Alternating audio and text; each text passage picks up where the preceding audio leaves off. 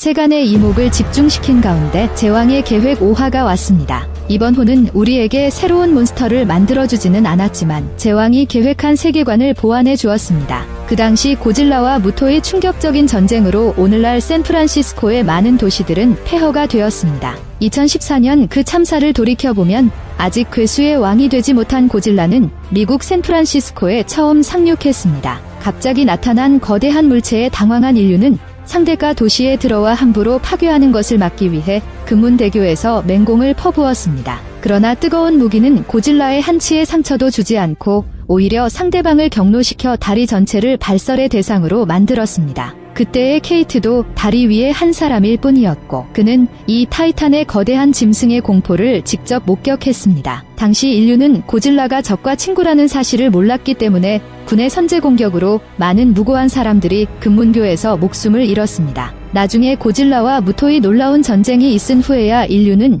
고질라가 실제로 인간을 적극적으로 건드리지 않는다는 것을 점차 깨달았습니다. 그러나 핵무기조차 두려워하지 않는 이 신비로운 생물들, 인간도 그들이 마음대로 도시에 상륙하도록 내버려둘 수 없습니다. 그래서 일찍부터 존재했던 제왕의 조직이 서서히 모습을 드러냈고 그들의 목적은 이 괴물들의 존재 증거를 찾아 그들을 이해하고 그들을 상대할 방법을 찾는 것이었습니다. 케이트의 아버지는 샌프란시스코 고질라 사건 이후 뭔가 기밀 임무를 받은 듯 아내와 딸을 떠났습니다. 자신의 아버지를 찾기 위해 케이트는 이 위험하고 무거운 길을 걸었습니다. 이때 이들 4인조는 설산에서 운 좋게 탈출했지만 결국 제왕 조직의 손에 넘어갔습니다. 제왕 조직의 목적은 당시 윌리엄 랜다가 남긴 기밀 문서를 찾는 것인데 여기에는 각종 몬스터의 자료뿐만 아니라 이 신비한 생물들의 숨겨진 좌표까지 기록되어 있습니다. 서류는 뒤척여 케이트 등의 손에 넘어갔습니다. 하지만 추적을 피하는 길에 켄타로부터 바다에 던져진 물건입니다. 그래서 지금 제왕 조직은 그들 몇 명을 잡았다고 해도 남겨진 기밀 문서를 얻을 수 없습니다. 어쩔 수 없이 조직의 구성원들은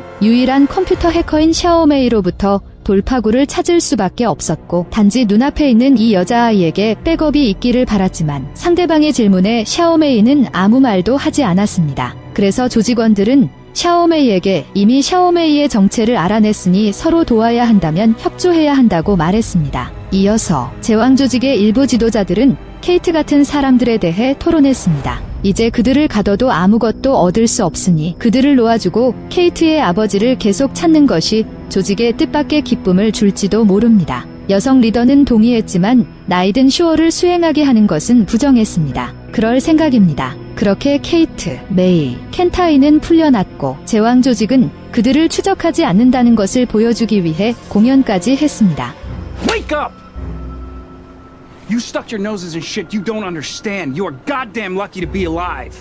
제왕의 조직이 떠나면서 세 사람은 정말 상대방이 자신을 놓아준 줄 알았습니다. 실종된 아버지를 계속 찾기 위해 이번에는 케이트를 따라 샌프란시스코로 돌아갔습니다. 고질라와 무토의 대전 전에 그의 아버지가 그 지역에 사무실을 가지고 있었기 때문입니다. 세 사람의 현재 생각은 아버지의 사무실에 들어가 운에 맡기는 것입니다. 그러나 그 도시가 파괴된 후 군대는 이미 그곳을 완전히 봉쇄했고 현재로선 들어갈 수 없습니다. 마지못해 케이트는 두 사람을 데리고 먼저 자기 집으로 돌아갔습니다. 두 사람도 이곳에서 케이트의 어머니를 만났고 케이트는 아버지 사실을 어머니에게 알렸고 비록 그가 실종되었지만 이놈이 무책임한 남자라는 것은 부인할 수 없습니다. 어머니는 알고도 무너지셨지만 하지만 실종된 남편을 찾기 위해 케이트 여럿을 도와 폐쇄된 구역으로 가겠다고 나섰습니다. 케이트의 어머니는 연방긴급사무소에서 근무하다 보니 재난지역을 자주 드나들어야 할 때도 있었기 때문에 그와 동료의 도움으로 케이트 세 사람을 쉽게 들여보낼 수 있었습니다. 이어 아무도 없는 모퉁이에서 어머니는 그들에게 군인들이 순찰을 돌며 마주치면 심한 경우 즉사할 수 있다고 당부했습니다. 그래서 그는 몇 사람이 조심해서 경계하고 날이 밝기 전에 반드시 여기로 돌아와 모이기를 바랐습니다. 왜냐하면 그의 차만이 몇 사람을 안전하게 운반할 수 있기 때문입니다. 어머니와 작별을 고하고 아버지의 사무실을 찾아 나선 케이트 여럿은 여기저기 파괴된 도시들로 인해 케이트는 이따금씩 그 비참한 경험을 떠올리게 됩니다. 세 사람이 몰래 목적지를 향해 걸어가는 동안 반대편 갇힌 슈어는 이때 뜻밖에도 젊은 시절의 자신과 혜자, 란다 사이의 비디오를 보게 됩니다. 지나간 일들이 본물 터지듯 순식간에 이 영감의 머릿속을 휩쓸었습니다. 얼마 후 제왕 조직의 고위층이 이곳에 왔습니다. 슈어는 최초의 제왕적 조직 설립에 협력한 일원으로서 여성 고위층의 선배라고 할 수 있습니다. 그러나 지금은 제왕 조직이 처음의 설립 목적과 어긋나기 때문에 쇼엘은 요양원에 갇힐 수밖에 없습니다. 여성 고위층은 그가 왜 요양원을 탈출했는지 그리고 윌리엄 랜다가 남긴 기밀 문서가 정확히 무엇인지 알고 싶어 합니다. 슈어는 대답 대신 모두에게 말했습니다. Monarch is wrong and has been for a long, long time.